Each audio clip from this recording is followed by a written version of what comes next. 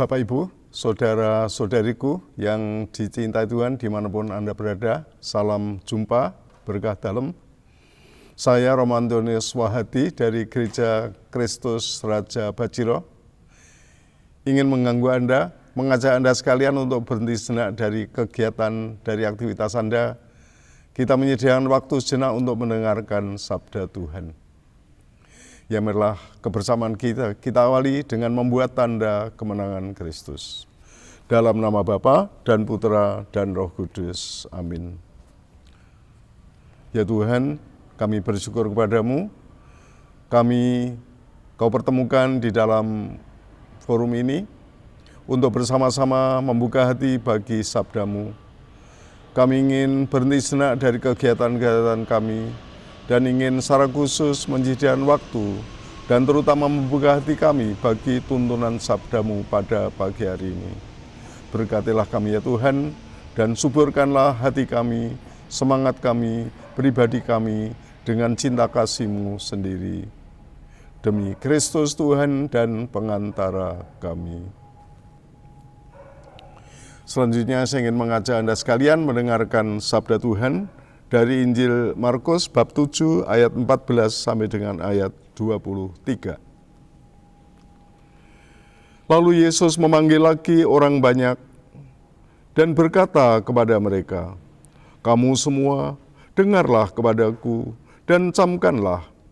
Apapun dari luar yang masuk ke dalam seseorang tidak dapat menajiskannya. Tetapi apa yang keluar dari seseorang, itulah yang menajiskannya." Sesudah itu ia masuk ke sebuah rumah untuk menyingkir dari orang banyak. Murid-muridnya bertanya kepadanya tentang arti perumpamaan itu. Maka jawabnya, "Apakah kamu juga tidak dapat memahaminya? Tidak tahukah kamu bahwa segala sesuatu dari luar yang masuk ke dalam seseorang tidak dapat menajiskannya? Karena bukan masuk ke dalam hati, tetapi ke dalam perutnya, lalu dibuang di jamban. Dengan demikian ia mengatakan semua makanan halal." Katanya lagi, "Apa yang keluar dari seseorang, itulah yang menajiskannya. Sebab dari hati orang timbul segala pikiran jahat, percabulan, pencurian, pembunuhan, perzinahan, keserakahan, kejahatan, kelicikan, hawa nafsu, iri hati, hujat, kesombongan, kebebalan. Semua hal-hal jahat ini timbul dari dalam dan menajiskan orang." Bapak, Ibu, dan saudara-saudariku yang dicintai Tuhan dimanapun Anda berada. Ya, sekarang ini masyarakat dunia sedang demam corona ya. Kita tahu sedang demam corona. Ya, kita digelisahkan oleh kehadiran virus baru yang kita sebut corona. Ya, kalau dulu kita mengenal corona itu salah satu tipe mobil ya, salah satu merek mobil. Sekarang corona menjadi nama virus yang menakutkan, yang mengkhawatirkan.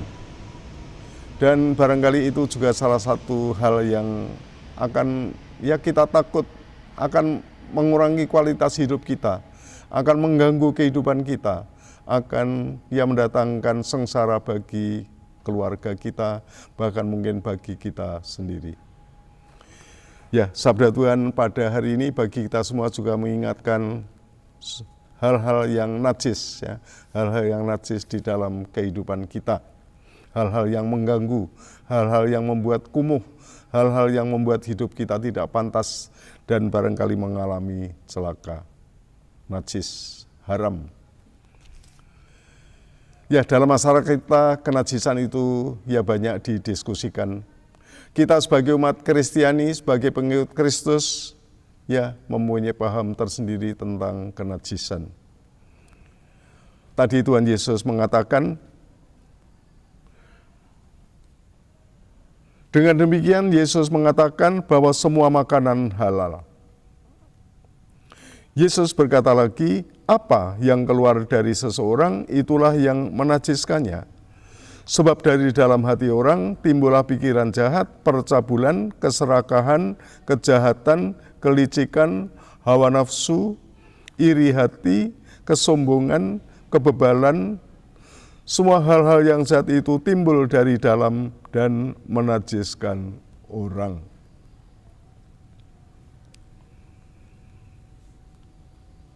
Saudara-saudari yang dikasihi Tuhan, ya pertama bersyukurlah kita bahwa hidup kita didasari oleh Tuhan dengan hukum cinta.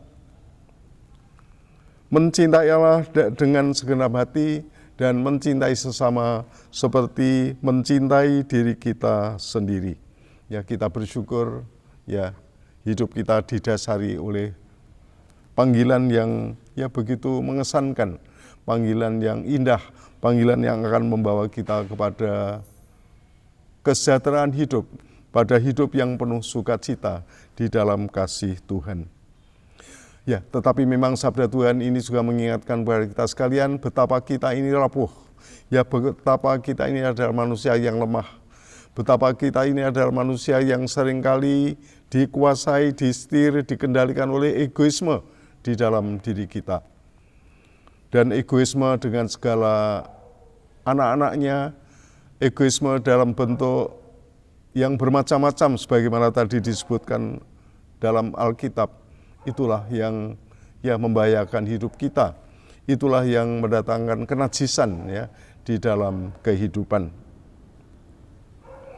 Sebagaimana tadi kita dengar, apa yang keluar dari seseorang itulah yang menajiskannya. Sebab dari dalam hati orang timbullah pikiran jahat. Ya, kita dapat melihat diri kita sendiri ya, mana yang kuat di dalam diri kita. Bentuk egoisme mana yang mengganggu saya, yang meresahkan saya, yang menguasai hati saya. Ya, barangkali ada yang disebutkan oleh Alkitab tadi menjadi hal yang perlu kita refleksikan. Percabulan, ya, percabulan, kemurnian hati, ya, percabulan. Mengingatkan kepada kita sekalian bagaimana kita bersikap kepada lawan jenis, ya, lawan jenis. Bagaimana kita bersikap pada wanita atau perempuan. Kalau kita laki-laki ya, bagaimana kita bersikap pada perempuan. Ya, dan ya bisa jadi di sana egoisme itu yang muncul. Karena dorongan nafsu, dorongan ingin memanfaatkan, dorongan ingin mengeksploitasi, dorongan untuk mencari keuntungan, ya. Sebagaimana banyak dilakukan di dalam masyarakat ya. Ada jual beli wanita, ada ya macam-macam lah ya, percabulan. Ya, barangkali ini juga satu bentuk egoisme yang muncul di dalam diri kita, menjadi hal yang mempengaruhi sikap hidup kita. Kemudian keserakahan, ya, keserakahan di negeri kita banyak korupsi, keserakahan di negeri kita banyak manipulasi. Di negeri kita banyak peraturan yang belum berpihak pada yang miskin. Ya. Di negeri kita masih banyak orang yang tidak merasa terlindungi secara sosial. Ya, karena apa? Karena keserakahan itu masih terjadi. Keserakahan yang juga muncul dalam bentuk korupsi. Ya, sudah kaya, masih merasa kurang, dan masih memeras orang lain, masih menyalahgunakan uang negara, keserakahan. Dan hal-hal lain yang tadi disebutkan, barangkali dapat kita renungkan di dalam diri kita masing-masing. Mana yang merupakan bentuk egoisme yang mengganggu saya, yang perlu saya refleksikan, yang perlu saya benahi. Sekali lagi dapat saya bacakan, sebab dari dalam hati orang timbullah pikiran jahat, percabulan, keserakahan, kejahatan, kelicikan, hawa nafsu, iri hati. Ya, iri hati ini banyak sekali muncul di tengah-tengah kita. Kesombongan, kebebalan, semua hal jahat ini timbul dari dalam dan menajiskan orang. Saudara-saudara yang terkasih, di dalam kasih Tuhan, semoga kita bertumbuh menjadi orang yang berkehendak baik. Ya. Kita selalu berkembang menjadi orang yang berkehendak baik, menghargai sesama, menjadi berkat bagi sesama.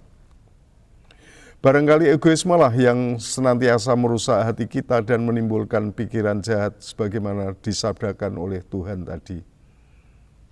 Namun semoga ya di dalam iman kepada Tuhan kita selalu ya berbenah diri. Kita selalu bercermin ya pada sabda Tuhan. Kita selalu menjadikan diri kita baru karena tuntunan kasih Tuhan. Semoga hubungan sosial kita dapat kita bangun terus-menerus sehingga hidup kita menjadi semakin sejahtera bersama ya. Bukannya sejahtera sendiri tapi sejahtera bersama. Hidup kita juga bermanfaat untuk orang lain. Dengan hubungan sosial yang baik kita dijauhkan dari hal-hal yang najis. Yakni hal-hal yang membuat hidup kita kumuh, membuat hidup kita tidak bermanfaat, membuat hidup kita jauh dari sukacita dan kesejahteraan. Mari saudara sekalian yang terkasih, kita senantiasa mengembangkan hati yang penuh kasih, hati yang selalu berkemauan baik, kita saling menghargai satu sama lain. Saudara sekalian, selamat berkarya, Tuhan memberkati Anda, memberkati karya dan usaha-usaha Anda. Berkah dalam